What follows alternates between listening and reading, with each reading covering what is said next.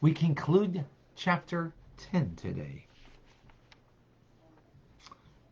The reason why God, who is omnipotent, can do whatever he wants, can create a world from the infinite to the finite as he chooses, but he chooses to do it through divine attributes that are infinitely removed from him, but yet one with him, which is something beyond our true understanding. But we have a little understanding that we gave in this chapter and the previous chapter to wrap our minds a little bit around that idea.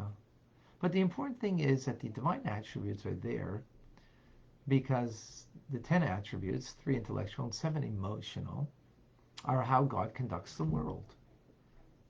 And being that we have also 3 intellectual components of Chabad, wisdom, understanding, and knowledge, and we have 7 emotions, that because we're created in the image of God, we have a piece of God in us, so therefore we have the capacity to understand a little bit. Now by God, it's all one perfect unity. By us, we're a composite of different components, so therefore it's not exactly the same thing. But in any case, it is the divine attributes, particularly the emotive attributes, the 7 emotive attributes that God conducts the world with. And not particularly, or I shouldn't say not particularly, but not, well, there's also 3 intellectual divine intelligence, and that's vested in the 7 emotions, just as the idea of intelligence is to vest itself into emotion to develop our character, right? That what we know, it brings us to an emotive perspective on it. So with this, then we can understand how creation came about into being in actuality through the 7 divine attributes. So for example, there's 6 days of creation, and the 7th day God rested.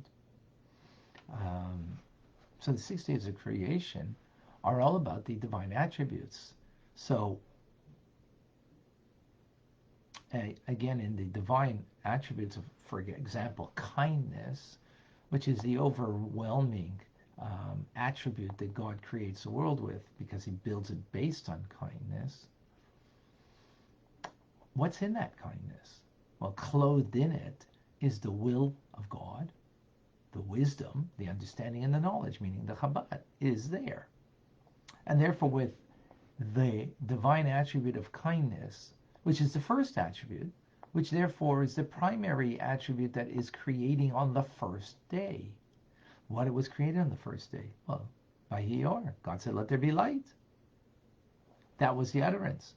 With that utterance of light, that's in those words is infused in it what? The divine kindness. And what's inside it, enclosed in the divine kindness that is prompting this is, of course, the will and wisdom and understanding and the knowledge of God, right? Is in that.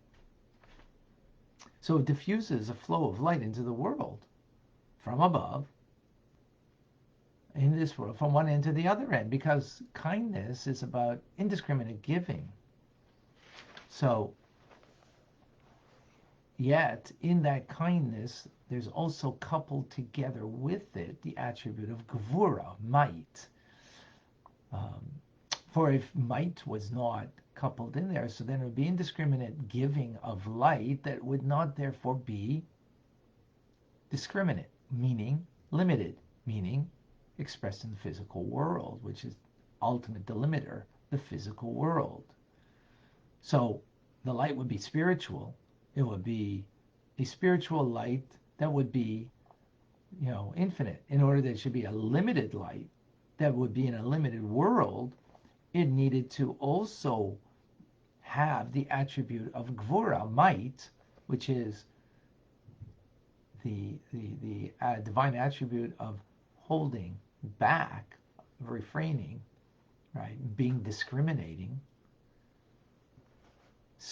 like the person being able to create borders to say no when you need to say no, for example, right? Healthy borders. That's the idea of discriminating.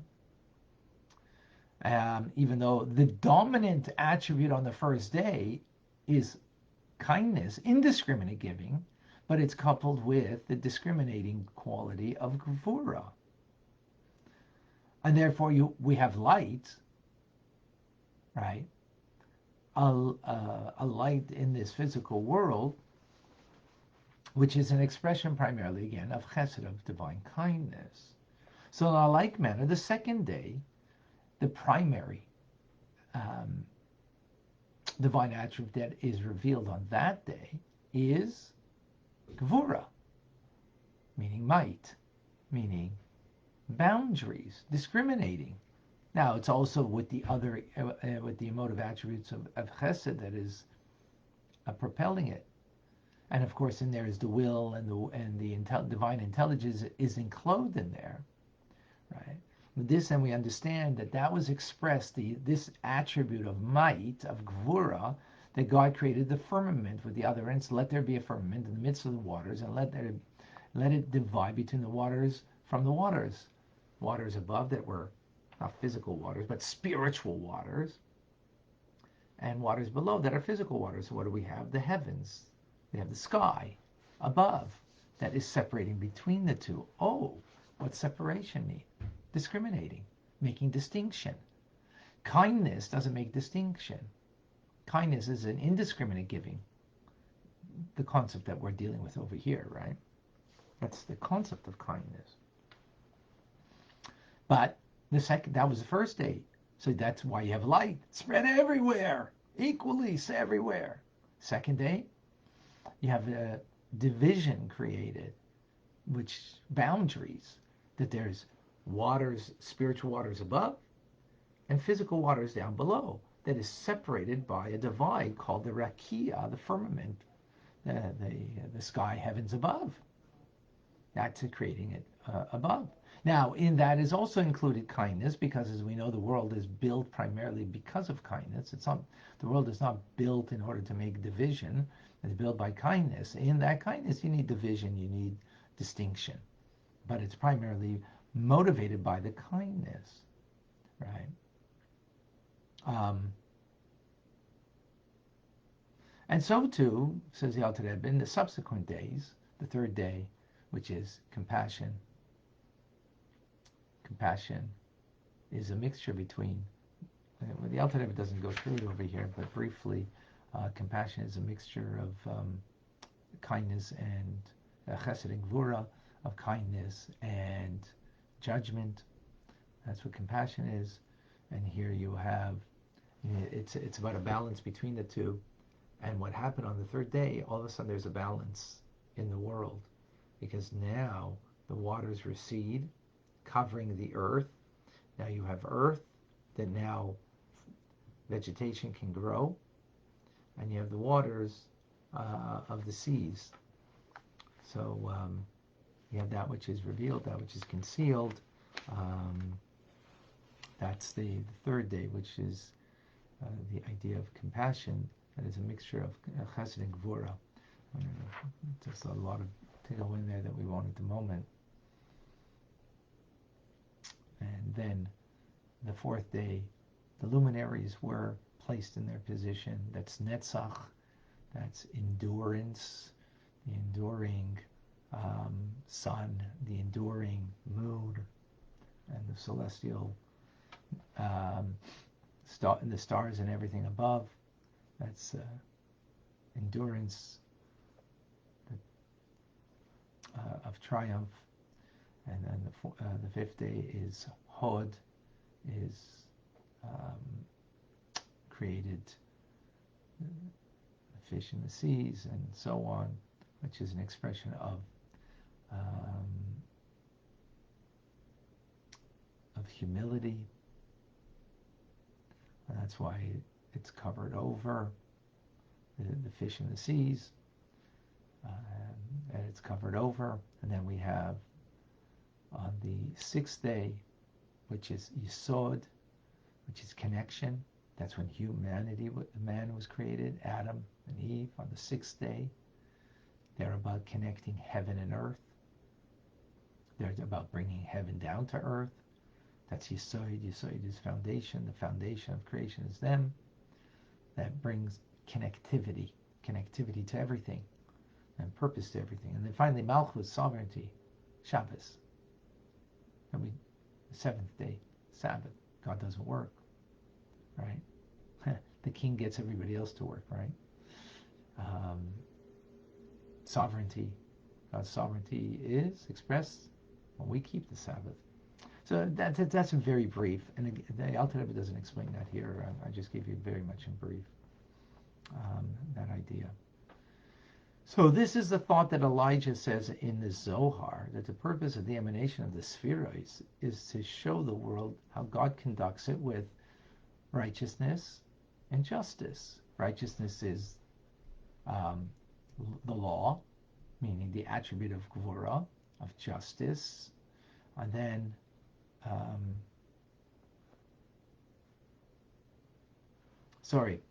righteousness is the attribute of Gvura, and justice is mercy. So ultimately, that's what God wants to reveal in this world, is those attributes. Now, he does it in the very act of creation, but all of these attributes are attributes that are noble, that God has noble righteousness, which is law. But his righteousness, his Gvura, is not knowable, which is law, nor is noble his justice, which is mercy, or of any of the other attributes. We are understanding it from our perspective, right? But this is, from his perspective, it is, far and above. Why?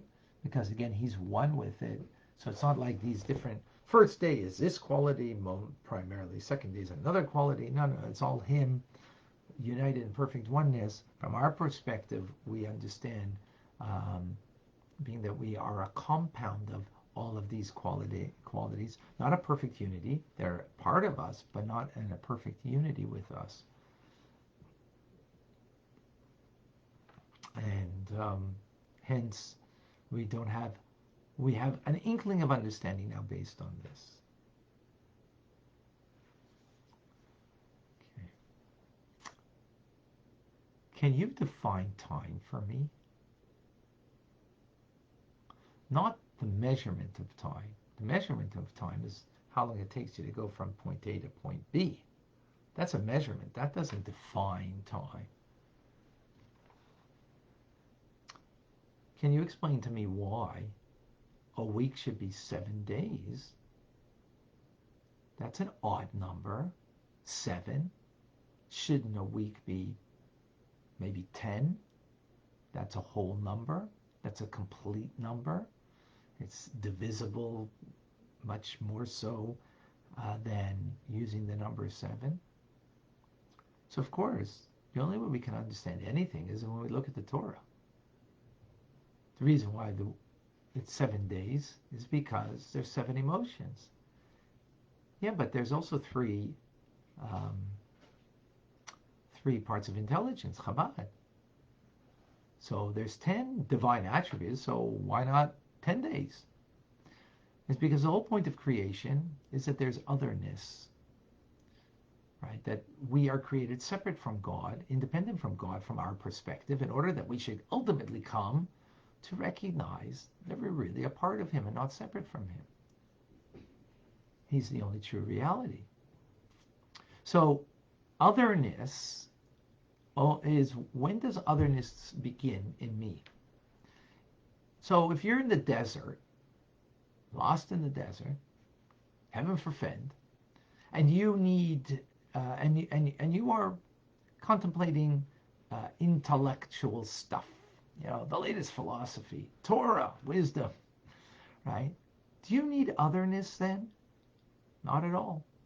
If you're just in your head, in your brain, in your intelligence, you don't need anybody. When do you need anybody? When does the beginning of otherness start? When you have a feeling of chesed, of act of kindness. Because kindness can only be bestowed upon another. So otherness only begins with kindness. Or after that, with gvura. Now that you've done kindness, well, now with otherness, sometimes you need to create boundaries in that relationship. So it's only when there's a beginning of a relationship. So intelligence doesn't begin a relationship. It's kind of a relationship with yourself, right? In yourself. That's what intelligence is. But it begins in emotions. Well, since the world is all about otherness, right? That there's the otherness is that God wants a relationship with us. Therefore, in the act of creating the otherness that we can have this relationship with God is going to be not including intelligence. Not that the intelligence is excluded. It's enclosed in the emotions. Just like when we understand Tanya and we get an idea, we enclose it in our emotions and it shapes and molds our emotions. That we love Tanya, for example, right? We hate doing bad. So, therefore, it's the 7 emotions that the world is created with. The 7 days.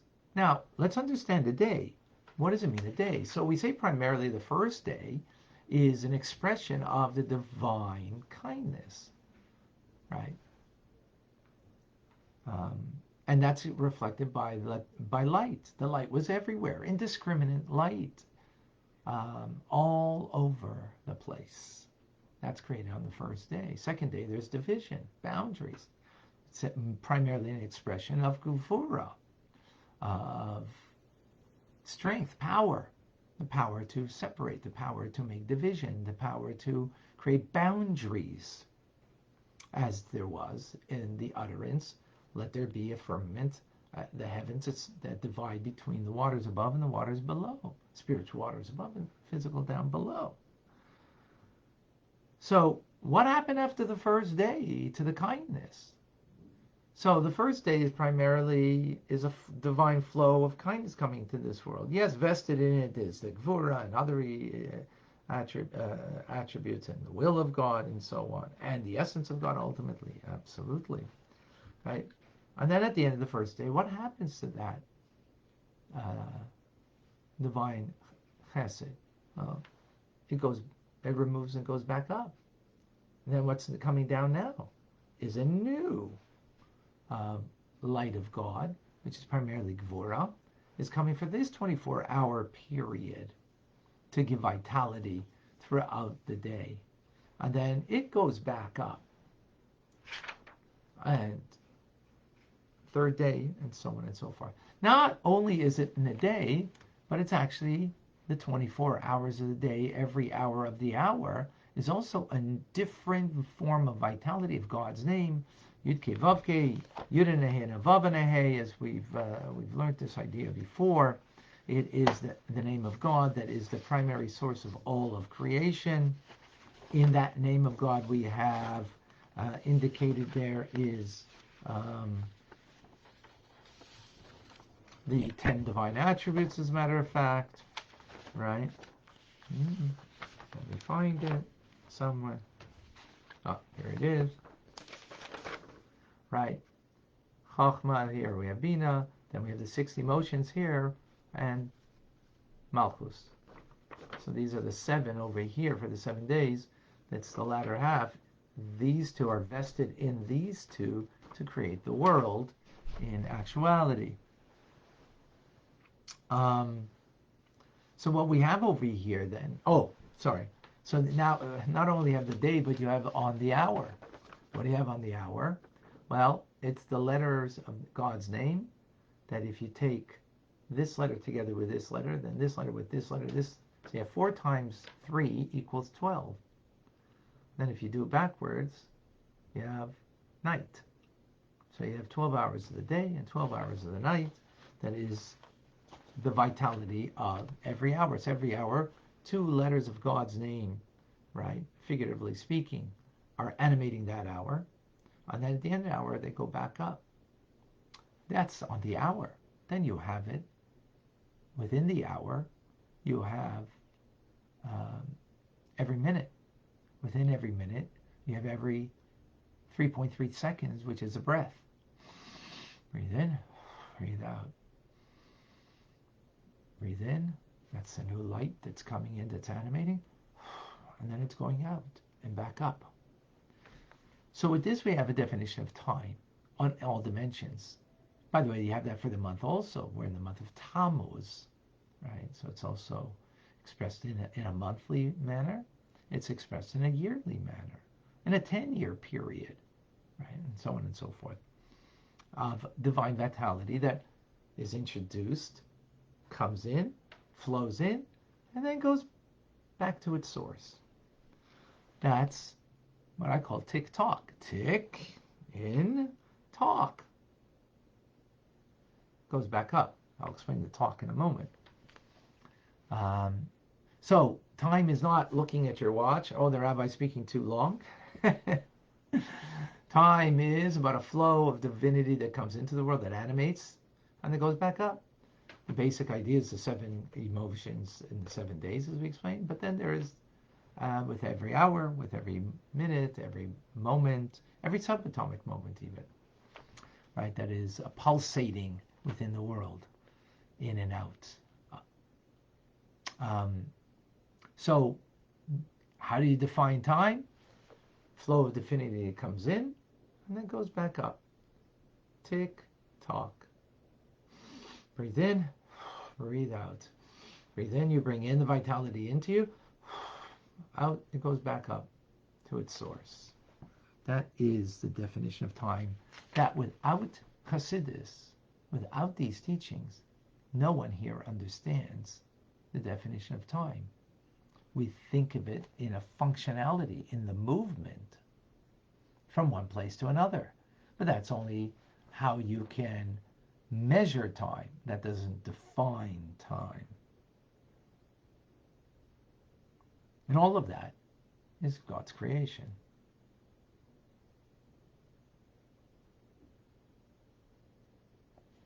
With that, we can appreciate that every moment of time is a new energy force of God. Whether it's the breath that you just took, or whether it's the minute that, or the hour of that divine hour that is animated, or the divine day through the attribute, and so on, and so the week, and so on and so forth. Point being that when we understand that time is animated in such a manner, first of all, every moment is divinely precious, of course, but every moment is a new opportunity. So if you missed an opportunity in time, hey, the next moment is a new opportunity with new divine light that is entering into my life, into the world at large. So don't cry over the spilt milk. Understand this idea, pull yourself back up, and recognize a new opportunity, because a new divine light is entering right now that I can partake in, take advantage of. That's amazing when we think about that. Meditate upon that for a moment. It'll take you very far. Which, by the way, tonight, TRC, 7 o'clock. Of course, we have Rambam after this, like we do every day. But this is very powerful and gives us rise to meditate upon. Which we will, TRC, Tanya Rabbi Community, happening tonight. Please do join us. If you haven't yet signed up, please put up on the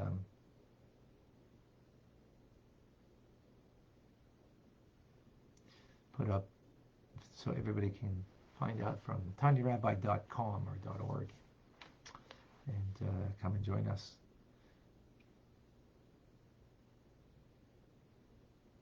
Okay.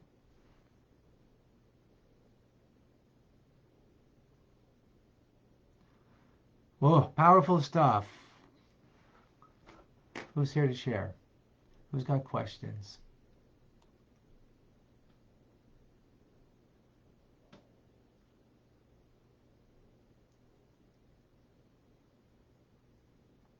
By the way, just shows you the divinity of the Torah.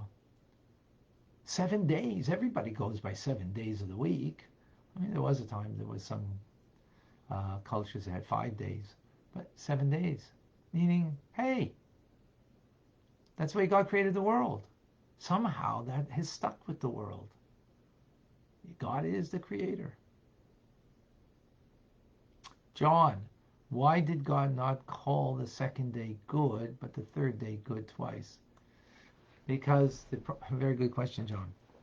Because on the second day, division was created. So even though we do need sometimes to create boundaries, but ultimately God didn't create the world so we should have boundaries. He created the world in order that there should be kindness in the world, not separation. That there should be loving kindness in the world. That's why he created the world. The first day, so the first day that God said it was good. Second day, because of the division, which created the capacity that there should be division amongst us, that it should not be light, like on the first day, an indiscriminate light throughout creation. And that would, indiscriminate light that was tempered by Gvura, but yeah, primarily that the expression of kindness. That's what God created the world for, right? So on the second day, it wasn't, so there's that division. We need division. We need to make separation. We need to make boundaries. But that's not as an end in itself in that respect.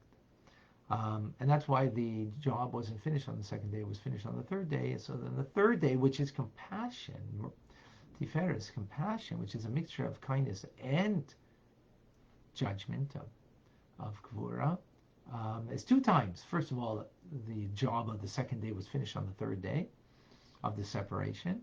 And secondly,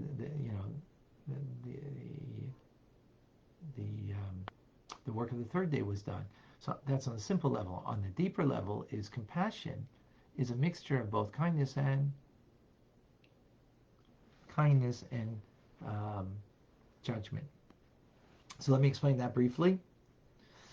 When we speak about kindness, we mean indiscriminate giving. It's like, it's your birthday and,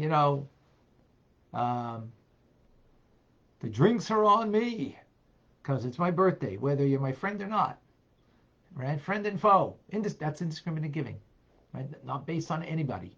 It's based on you and the lovingness that you are experiencing since it's your birthday, since you're so thankful to God, whatever, you're giving to everyone, right?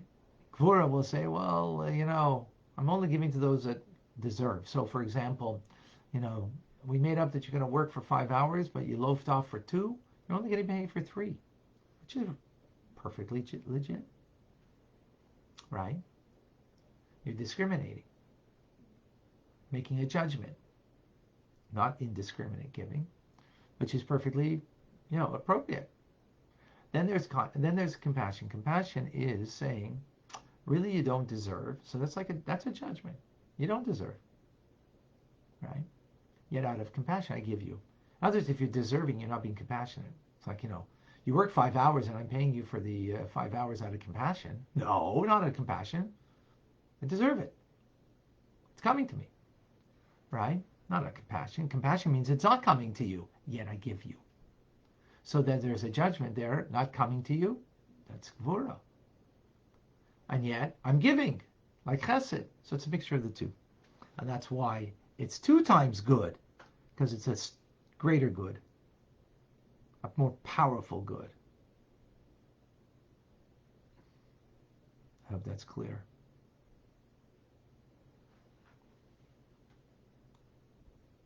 Any other questions here?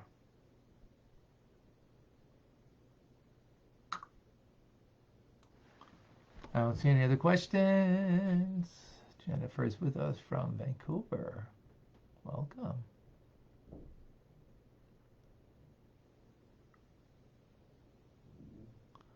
Okay.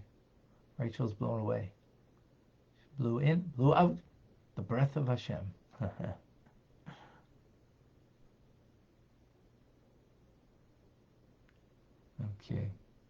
Beautiful. Aliana, you have something to share with us, please. Yeah, thank you. Good morning to all, and or evening, wherever you're at.